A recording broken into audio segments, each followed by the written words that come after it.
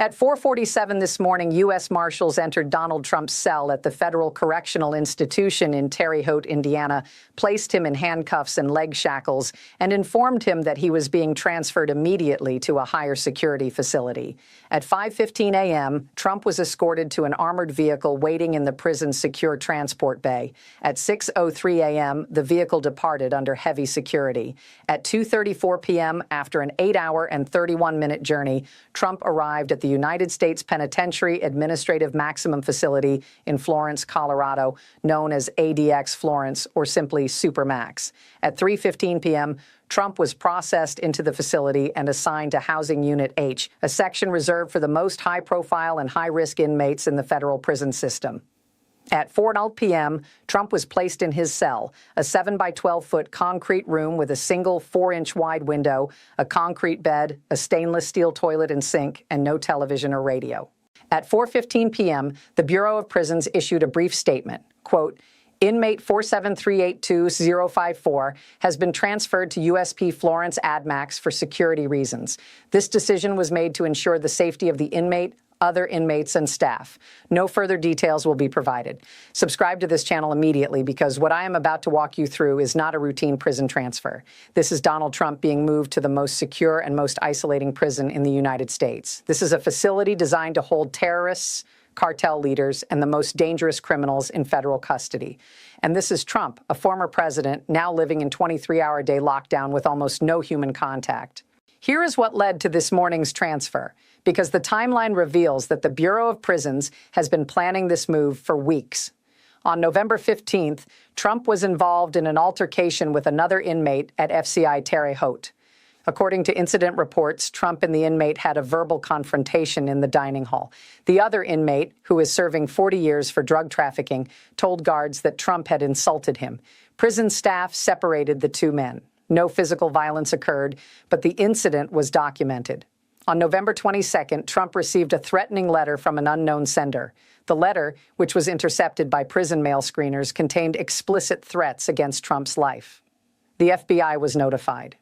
On November 28th, intelligence agencies informed the Bureau of Prisons that they had detected chatter on extremist websites discussing potential plans to harm Trump while he is in custody. The chatter included discussions of bribing guards or inmates to attack Trump. On December 3rd, prison officials at FCI Terre Haute reported that Trump's presence at the facility was causing operational difficulties. Other inmates constantly sought to interact with Trump, either to support him or to confront him.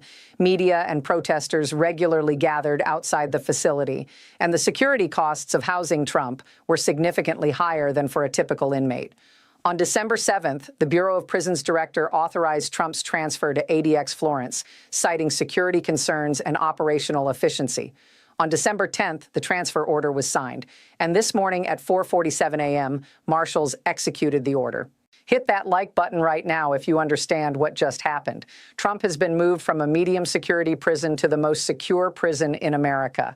ADX Florence is where the federal government sends inmates it considers too dangerous or too high profile for any other facility. The algorithm decides what breaks through. You decide whether this analysis reaches people who need to see it, because what I am showing you is Trump's life getting significantly harder. At 5 p.m., details about ADX Florence and what Trump's daily life will be like began emerging. ADX Florence, located in the high desert of Colorado, is a Supermax prison designed for extreme isolation. The facility houses approximately 400 inmates, including terrorists, spies, cartel leaders, and violent gang members. Notable inmates include Dzhokhar Tsarnaev, the Boston Marathon bomber, El Chapo, the Mexican drug lord who is awaiting transfer, and Ted Kaczynski, the Unabomber, until his death in 2023. The facility is built to prevent escape, communication between inmates, and any possibility of coordinating illegal activities. Every cell is soundproofed. Inmates are kept in solitary confinement 23 hours a day. Meals are delivered through a slot in the door.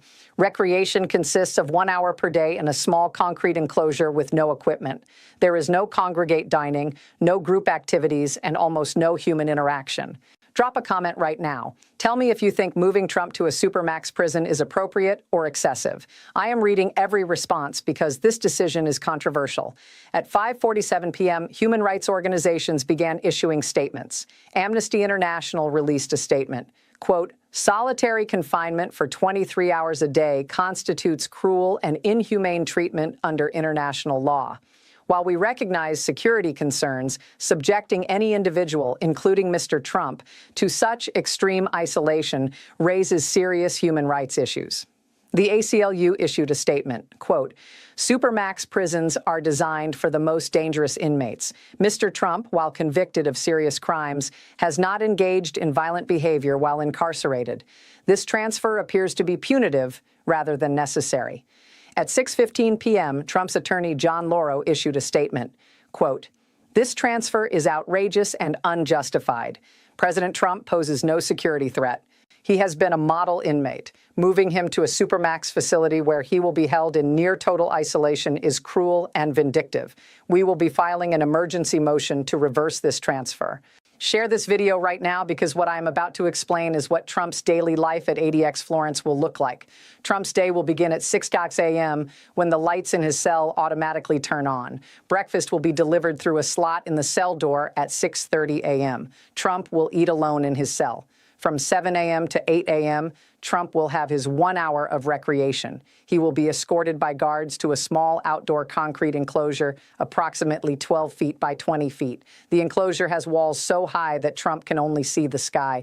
There is no exercise equipment. Trump can walk in circles or do calisthenics. At 8 a.m., Trump will be returned to his cell. From 8 a.m. to 12 p.m., Trump will be alone in his cell. There is no television. There is no radio. Trump is allowed to have books and writing materials. He can write letters, which will be screened by prison officials before being mailed. Lunch will be delivered at 12 p.m. through the slot in the door. From 1 p.m. to 5 p.m., Trump will continue to be alone in his cell. Dinner will be delivered at 5 p.m. From 6 p.m. to 10 p.m., Trump will remain in his cell. Lights will be dimmed at 10 p.m. This is every day, 7 days a week, for the duration of his 57-year sentence unless he is transferred back to a lower security facility. At 7 p.m., psychologists and experts on solitary confinement began discussing the impact on Trump. Dr. Craig Haney, a psychologist who has studied solitary confinement for decades, stated on cable news, quote, extended solitary confinement causes severe psychological harm. Studies show that inmates held in isolation for months or years experience depression, anxiety, hallucinations, and cognitive decline. Trump is 78 years old. The effects of isolation at his age will be even more severe. Dr. Terry Coopers, a psychiatrist, stated, quote, Supermax prisons break people. Even the toughest inmates struggle with the isolation. Trump has never experienced anything like this. He is used to constant attention, constant interaction. Being alone 23 hours a day will be devastating for him psychologically. At 8 p.m., Trump's family issued a statement, quote, our father has been moved to the harshest prison in America. He is being treated worse than terrorists and murderers. He is 78 years old. He has health issues. Subjecting him to this level of isolation is inhumane. We are demanding his immediate transfer back to a normal prison. At 8:47 p.m., the Bureau of Prisons issued a longer statement explaining the reasons for the transfer. Quote, the decision to transfer inmate 47382-054 to USP Florence ADMAX was made after a thorough security assessment. The inmate's high profile creates unique security challenges. There have been threats against the inmate's life. There have been incidents at the previous facility that raised concerns. ADX Florence is the appropriate facility for inmates who require this level of security and separation. The conditions at ADX Florence comply with all legal standards. The inmate will receive regular medical and psychological evaluations.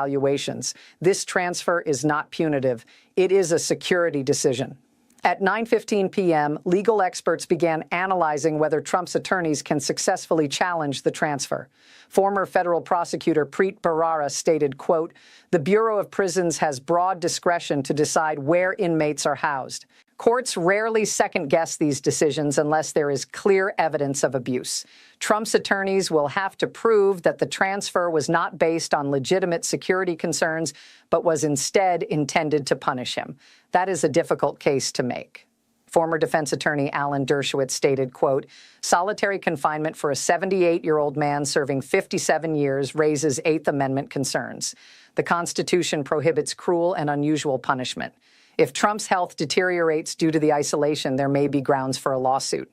Here is what we are watching for over the next weeks and months. 6 indicators that will tell us whether Trump remains at ADX Florence or is transferred back to a lower security facility. Indicator 1, does Trump's legal team file an emergency motion to reverse the transfer? If they file within the next few days, it signals they believe they have a strong legal argument. Indicator 2, does a judge grant a hearing on the motion? If a court agrees to review the transfer, it suggests there may be legal issues. Indicator 3, does Trump's health deteriorate? If medical reports show that Trump is suffering psychologically or physically from the isolation, it could create pressure to transfer him. Indicator 4, do any other incidents occur that justify the transfer? If threats against Trump continue or if there are attempts to harm him, it validates the Bureau of Prisons' decision. Indicator 5, do human rights organizations file lawsuits challenging the conditions? If Amnesty International or the ACLU take legal action, it could force a review of the transfer. Indicator 6, does public opinion shift? If polling shows that a majority of Americans believe the transfer is excessive, it could create political pressure to move Trump back to a lower security facility. Here are 3 scenarios for how this plays out. Scenario 1, Trump remains at ADX Florence for the duration of his sentence. The Bureau of Prisons determines that the security concerns are ongoing and that Trump must remain in maximum security. Trump's legal challenges fail. Trump spends the next 57 years in near total isolation. His psychological and physical health declines. He rarely sees another person. He has almost no contact with the outside world. This is the permanent isolation scenario.